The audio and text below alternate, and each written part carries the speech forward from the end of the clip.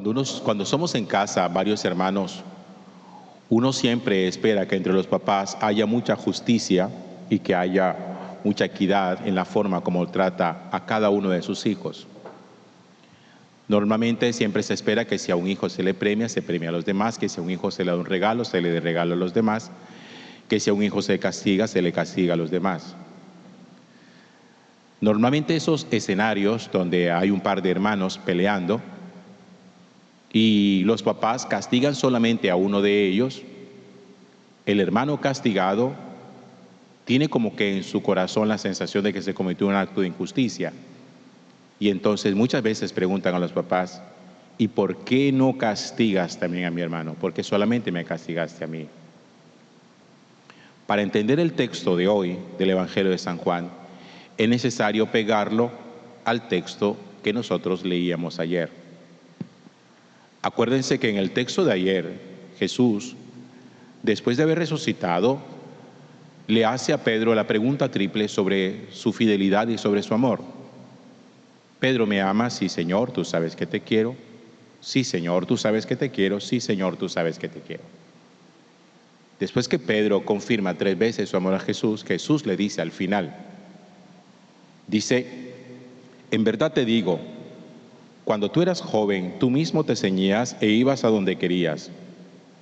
Pero cuando seas viejo, extenderás las manos, otro te ceñirá y te llevará donde no quieras. Y termina el evangelista diciendo, esto que dijo lo hizo aluciendo a la muerte con que iba a dar gloria a Dios. Jesús le está advirtiendo a Pedro cómo será el final de su vida. Y resulta que ellos empiezan a caminar, pero Pedro queda inquieto. Y entre los que siguen a Jesús está el discípulo amado. Y entonces Pedro pregunta a Jesús, ¿y este? ¿Este qué? Algo así como, a mí me va a ir como me acaba de decir. Y al otro, ¿qué le espera al otro? Pedro lo que hizo allí fue un acto de comparación. Algo así como, si a mí me espera el martirio, yo supongo que a este también le irá a ir de la misma manera. ¿Por qué no nos cuentas un poquitico también cuál va a ser el final de este?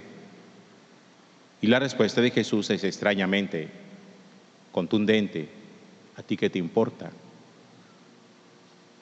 ¿A ti qué viene a cuentas? Tú aprende a ser fiel. No mires ni evalúes la fidelidad del otro. Ni evalúes tu propia fidelidad por la fidelidad del otro. Ni pienses que porque el destino del otro es distinto al tuyo, es mejor que el tuyo. Aquí no hay destinos mejores o peores, simplemente una forma distinta de dar gloria a Dios y de dar testimonio de Dios. Pedro, hasta muy entrado en su vida, Pedro fue un hombre que tuvo que aprender en el transcurso de su ministerio de predicación. Tuvo que aprender muchas cosas. Pedro era un hombre rudimentario. Pedro no era ningún intelectual. Pedro no era un hombre versado en ciencias ni en filosofía. No, Pedro era un pescador, un hombre sencillo. Y había muchas cosas que Pedro necesitaba aprender.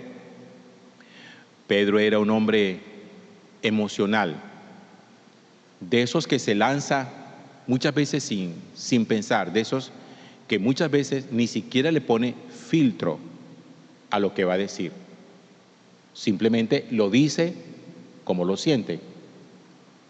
Y por eso, fíjense, todavía Jesús está resucitado, lo ha confirmado como cabeza de la iglesia, le ha mostrado cuál va a ser su final, ha hecho alusión de cómo van a terminar sus días y todavía anda pensando en la vida de los demás. ¿Saben ustedes por qué a veces a nosotros nos cuesta tanto trabajo poder dar pasos de santificación? Porque nosotros somos muy comparativos y porque nosotros creemos que hasta no ver al otro dar sus propios pasos, no damos los nuestros. Entonces, claro, es que siempre llegamos a como a esa conclusión. Yo cambio el día que tú cambies. Yo empiezo a dejar de ser grosero si tú dejas de ser grosero. Y entonces hay gente que se siente remolcada por la actitud del otro y creen que su vida depende exclusivamente de la forma como la atan a otro. Y por eso Pedro también quiere que Jesús le haga como alguna advertencia al discípulo amado y le diga al discípulo amado cómo va a terminar él. Imagínense, si es el discípulo amado, Pedro también tiene inquietud. Mi final va a ser así, pero ¿y este qué? ¿Cómo va a ser el final de este otro? Y la respuesta de Jesús es, no te importa. Fíjense que aquí hay muchas cosas que todavía uno ve de manera residual en el apóstol Pedro. Todavía la envidia no había logrado superarla. Todavía tenía sentimientos de envidia. Tenía sentimientos de rivalidad. Tenía sentimientos comparativos. Pedro no había alcanzado a dimensionar cuál era su papel en la iglesia. Ya había sido refrendado, confirmado por Jesús que sería cabeza de la iglesia, que no era el discípulo amado. Pero para Pedro todavía eso no era suficiente. A Pedro la humanidad le podía y tuvo que lidiar con ella mucho tiempo.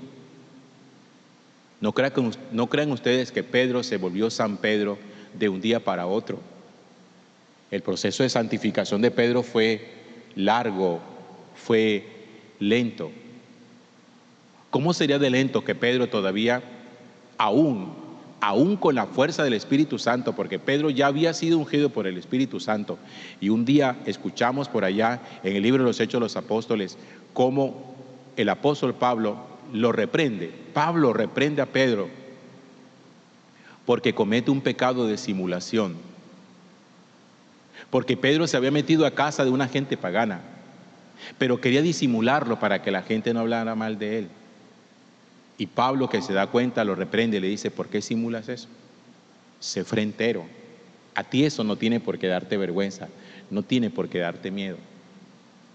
Si ven todas las cosas que aparecen en Pedro, no fue San Pedro. El que caminaba con Jesús no era San Pedro, era Pedro. El que fue ungido por el Espíritu Santo no era San Pedro, era Pedro. El que predicaba no era San Pedro, era Pedro. El hombre lleno de emociones, lleno de situaciones conflictivas todavía, que necesitó en el camino de su vida aprender a resolver. Lo que nosotros hacemos muchas veces hace mucho daño. Compararnos en la empresa para crear sentimientos de rivalidad y de envidia y de discordia. Compararnos entre los hermanos. Pensar que a todo mundo le tiene que ir exactamente igual. Nosotros tenemos un sentido de la equidad que dista mucho de ser la verdadera justicia. Porque nosotros creemos que a todo mundo le tiene que ir igual. Porque nosotros creemos que las relaciones con Dios son todas iguales. Porque nosotros creemos que la respuesta a Dios tiene que ser idéntica. Porque nosotros creemos que si Dios a este le da esto, también se lo tiene que dar al otro. Y la Sagrada Escritura nos muestra a nosotros que no es así. Que las relaciones con Dios son incalcables. Que las relaciones de Dios no se copian.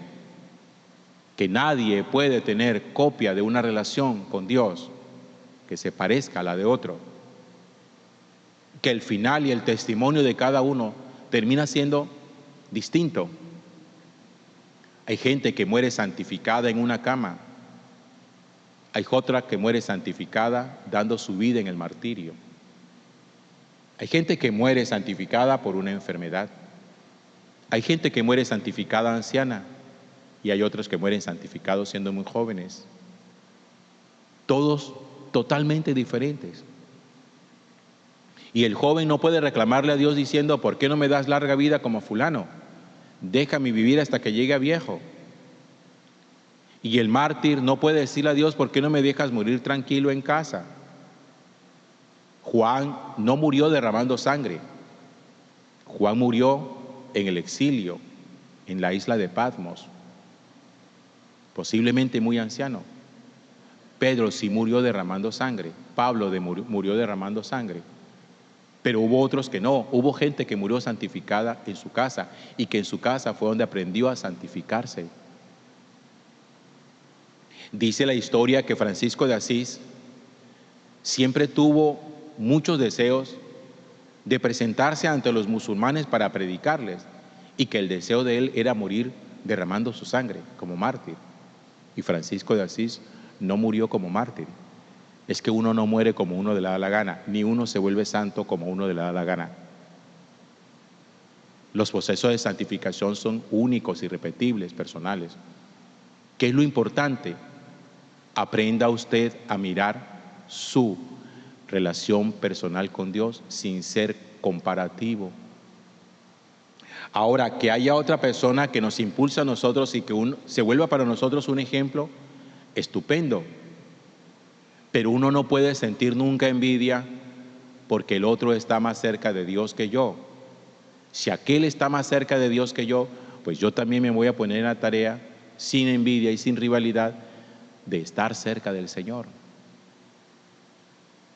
Por eso, yo creo que el último regaño, entre comillas, de Jesús a Pedro fue ese. Jesús a Pedro tuvo que llamarle la atención varias veces. Un día le dijo, apártate de mí, Satanás. Otro día se le quedó mirando porque Pedro lo había negado. Otro le dijo, guarda la espada en la vaina, no seas violento, que el que a hierro mata, a hierro muere. Y la última perla con la que le sale es, a ti no te importa, no seas metido, déjalo, que él tiene su propio camino. Y aún así, confió en Pedro. Nada de eso fue para Jesús un impedimento de confiar en Pedro, un hombre que tenía muchos defectos, pero que tenía en su corazón una gran pasión y amor por Jesús. Gloria al Padre y al Hijo y al Espíritu Santo.